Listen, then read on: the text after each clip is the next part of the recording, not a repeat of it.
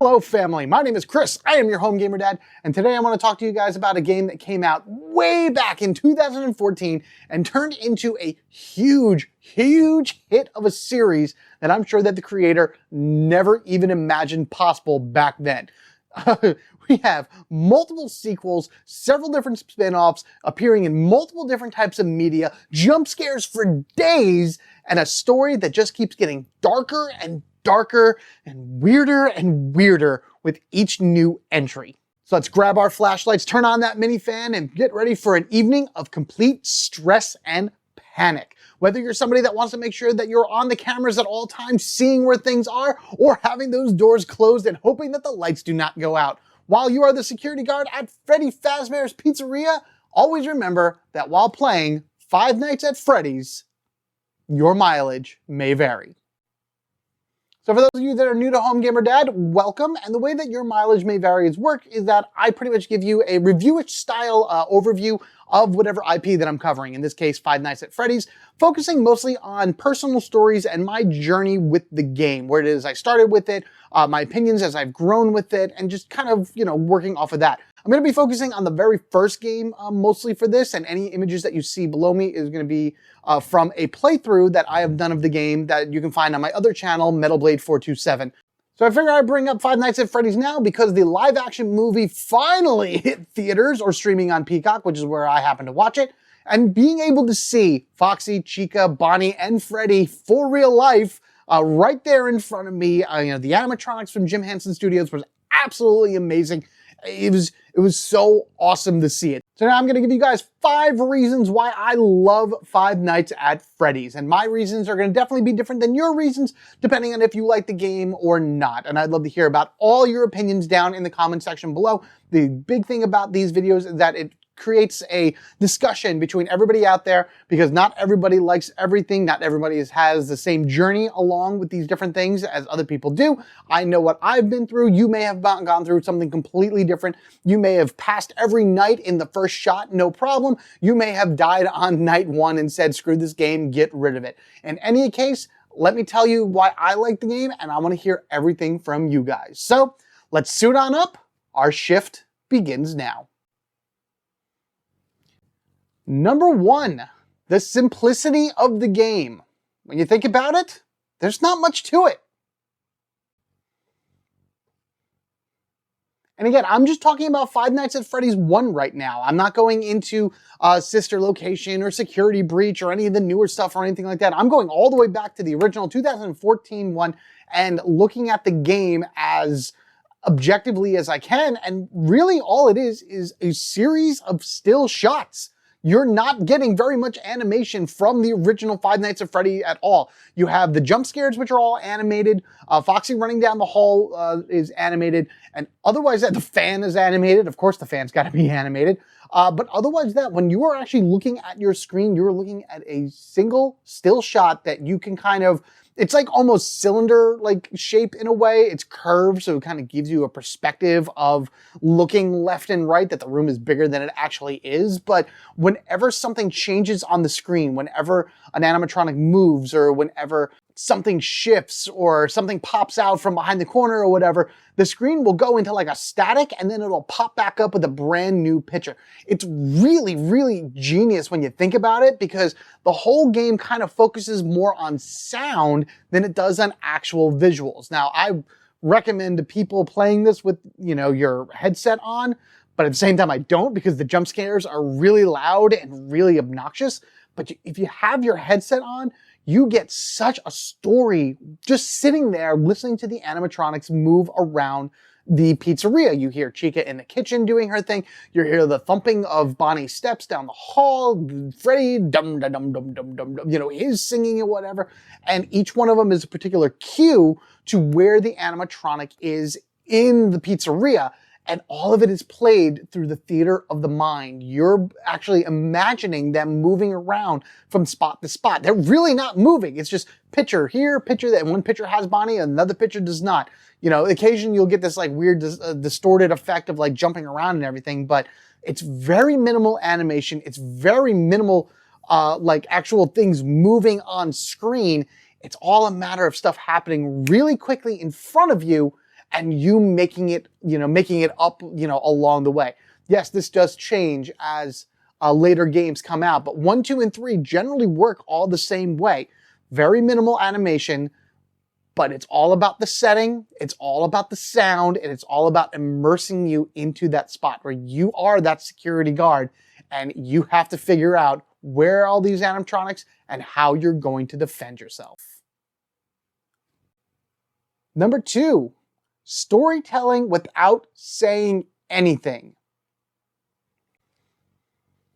It's kind of a staple in a Five Nights at Freddy games where as you play, things may change, things may shift to something else that wasn't there before, and these are where you get your story bits. If you just go into Five Nights at Freddy's and just play it from night 1 to night 5, you're just a security guard at this place, going from point to point to point, avoiding any of the animatronics and surviving. That's it. There's nothing else going on in your life at that time. But if you pay attention, and if you see certain things that pop up through the course of the game, you have the "It's Me" that pops up here and there, freaking you out. You have the notices of the missing children that pop up on the wall every so often. Golden Freddy is actually a major player in the game too, and he just kind of pops up here and there. Listening to the phone guy at the beginning of every one of the nights, getting a little bit of a background about why the pizzeria is closed, why things are the way they are. When Five Nights at Freddy's 1 came out, we were given very minimal information. And this kind of goes back to what I mentioned before about the movie. If you're watching the movie, you're going to have a ton of questions about how and why and what and where and all these different things. You won't get those answers until much later in the series. We didn't actually know, fans of the series way back in 2014. Now, granted, Five Nights at Freddy's 2 came out, I want to say like 6 or 7 months after Five Nights at Freddy's 1 came out. So it was really, really pumped out very fast. But Five Nights at Freddy's 2 added in a bunch of different hidden, not mini games of sorts, but hidden things to really develop the story further. That's when you learned about Purple Guy. That's when you learned about the puppet. That's when you learned about the spirits within all of these different animatronics. And then once you get over to Five Nights at Freddy's 3, you actually meet the spirits. You see the happiest day and them hopefully getting released into the world and doing all these different mini games as well in order to see what happened to the children, who Springlock Bonnie is or Springtrap is, and then the Springlock suits and Golden Freddy, exactly who that Golden Freddy is, Golden Fredbear. So a lot of the storytelling within the game happens almost behind the scenes. And I think that's actually really genius because you have to pay attention as you're playing to all of these little subtle details. And it also makes for amazing theory fodder, as many of you probably know that are fans of the series. It really takes a keen eye and fast fingers and, of course, a good program in order to be able to screen capture everything that you're doing in order to really learn about the story of the 5 missing children that happened in Five Nights at Freddy's 1. And then, of course, like I said, as number 2 and number 3 and all the rest of them came out, more details came to light about it, and we learned exactly what happened within the restaurant. Fantastic storytelling that really doesn't need a narrator. It just needs somebody to pay attention and to figure it out. Number 3, the Animatronics, an unforgettable cast. Freddy, Bonnie, Chica, and Foxy, the Fab Four that started it all. Now, don't get me wrong. As the other games came out, there were some really cool characters that were introduced that played a big part of the story that just were really awesome. Like, I loved Mangle from Five Nights at Freddy's 2. You don't really see her very much come up here and there. If you're just going back to the original, you have those 4 core characters, and they were designed so well, and they're just all very memorable. Like, just for some reason, whenever you think Five Nights at Freddy's, you can almost really picture Freddy Fazbear in your brain right now. And if you're not, then you might be thinking of one of the other ones. Foxy was always very popular. Chica got very popular as time went on. Bonnie was kind of up and down. He's more popular now because of the way Security Breach is unfortunately handling him, but it's very interesting the way that happened. But it all started with those 4. I remember hearing Scott Cawthon, the designer of the game, was scared of Bonnie the most, if I'm not mistaken. I'm sure somebody out there will let me know what that is and whatnot. It was cool to have those 4 characters. It was cool to see them all, and it actually kind of get a little bit of their personality when you play Five Nights at Freddy's 1. This goes back to what I mentioned before about storytelling without actually mentioning anything. You just have to watch the way they move, you watch the way they act with each other, and like Chica's always in the kitchen, and Freddy goes into the girls' bathroom occasionally. I don't know, just something about it is both creepy and awesome to me, especially because I grew up in the age of Chuck E. Cheese, so I was used to seeing these characters. I was used to seeing these robots on stage doing their thing and talking and blinking and moving around and whatnot. And having a game like this where they're just up and moving and unstoppable machines it got me. It got me. I'm not going to lie. Kind of probably another reason why I like it, because there's some weird sense of fear and wonder and amazement to it that I'm just drawn to. I think everybody has a favorite animatronic when it comes to Five Nights at Freddy's, and it's pretty split down the middle between all four of them. And even when the new animatronics were introduced, a lot of them were just kind of rehashes and redesigns of your older ones. You know, Toy Bonnie, Toy Chica, Withered Freddy, things along that ways. The nightmare creatures from Five Nights at Freddy's 4 were absolutely awful, and I hate that game beyond all belief. I'll watch people play, but I'm not playing that at all. No way. So it's just, these are now characters that were created as kind of mascots for the game. I mean, you're in Freddy Fazbear's Pizzeria. You need a central character to represent the brand within the game.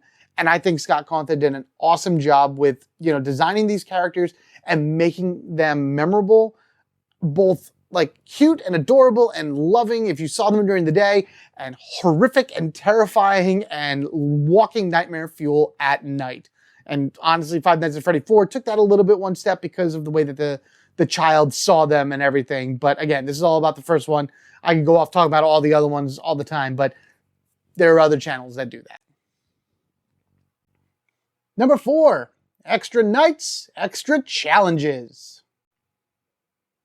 I thought I was good to go when I finally beat all 5 Nights at Freddy Fazbear's. That's the title of the game, right? 5 Nights at Freddy's. I beat all 5 nights. No problem, done. Let's go. Night 5 was awful. This can't get any worse. And here comes Night 6, which is the overtime night. And this, again, has been something that's been a staple for most of the games going forward, at least some of the mainline ones and everything, where there are a 6th night that just gives you just a little bit more story, a little bit more insight into the world, into the lore, into the characters, things along that ways. And even after you beat the 5th one, and even after you see the ending there, you need to beat Night 6 in order to just get that little something extra out of it. And I think that is, again, really awesome that it's in there. It just continues to challenge you if you're getting really good at the game, if you understand all the patterns and how to really use things efficiently and whatnot. And let me tell you, the worst thing about these games, the absolute worst thing about the first few Five Nights at Freddy's, 3, 4, something like that, is the RNG. Oh man, the RNG could take a perfect game, turn it on its side in a matter of seconds, and you are then stuffed into an animatronic, and that's the end of you.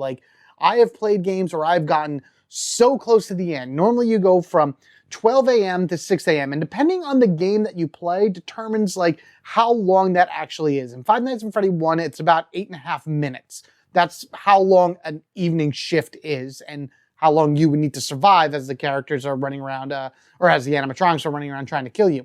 And I have gotten to 5 a.m. right on the dot. Here we are. I'm almost there. Got to wait for that internal clock to click, click, click, click, click, and I died.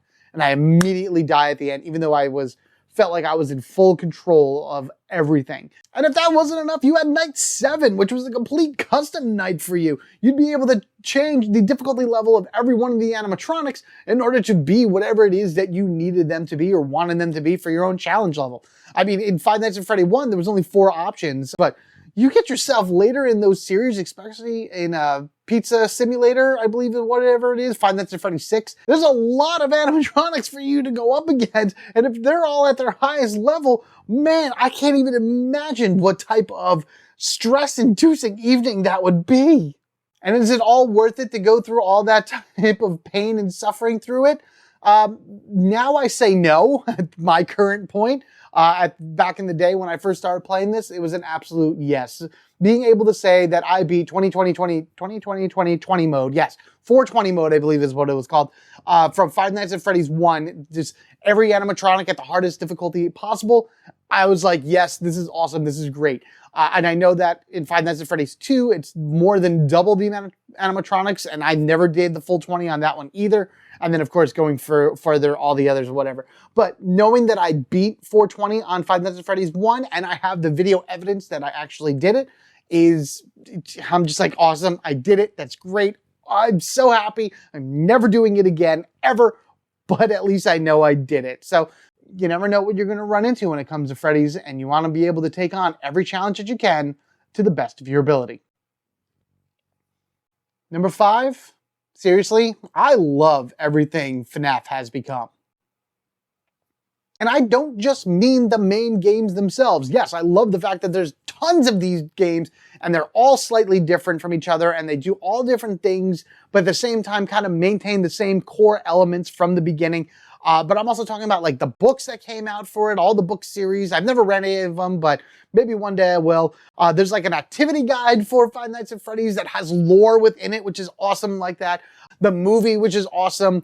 And then outside of the IP, I love the fact that the FNaF community is just so dedicated to this game. Some of them are a little crazy.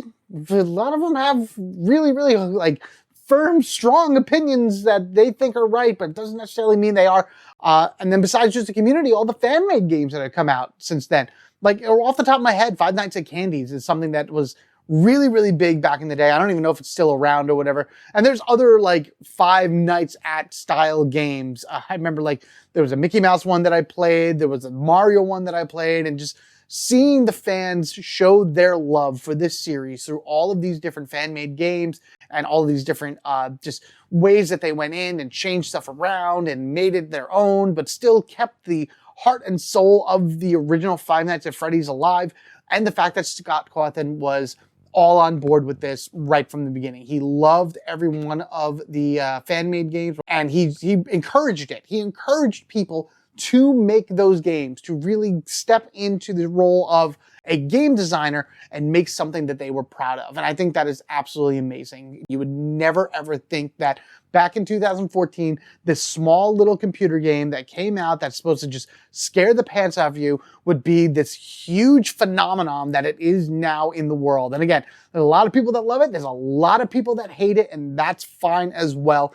It is what it is, and I'm just really, really proud and really excited to see where this franchise is going to go into the future. Congratulations, Scott Cawthon. You're never going to see this video. I highly doubt you're ever going to watch it. But if you do and you happen to come out this far, dude, congratulations so much. You have made something that has really changed the world in a sense, or at least has made its mark in the world in a way that most people are going to remember it who knows how many years from now.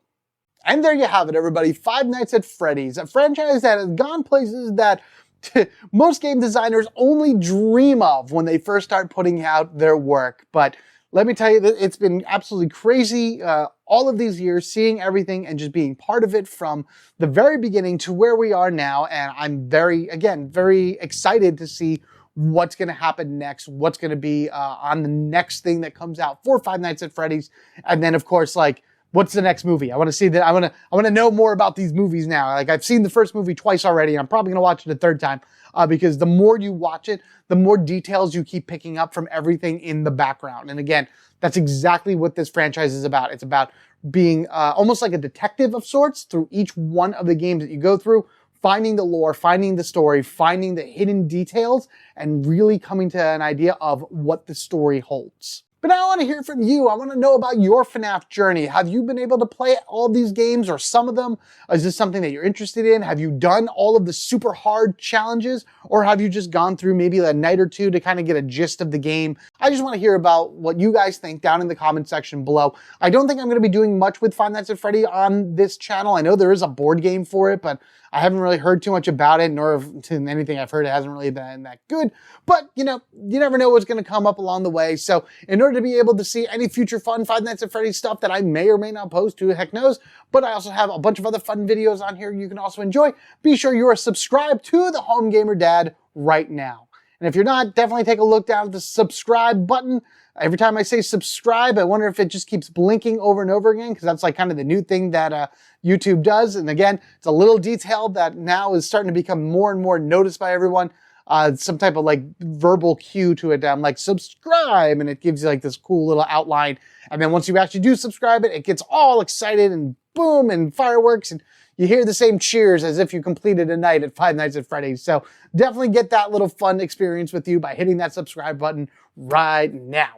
But seriously, regardless of anything, just understand that your view, your like, your share, your comment, all of that stuff really does go a long way into helping the Home Gamer Dad grow. You guys have been absolutely amazing. Really, I appreciate each and every one of you out there. Thank you again so much for coming along with me on this journey. Take care of yourselves and each other. We are family forever, gaming together. And honestly, you would think that working a minimum wage job as a security guard would be very easy, but apparently nothing is easy in the world of Five Nights at Freddy's, or makes sense for that matter either. But hey, we love it, we live it, we move on to the next thing. Until then, you guys have a good one. Take care, and I'll see you later.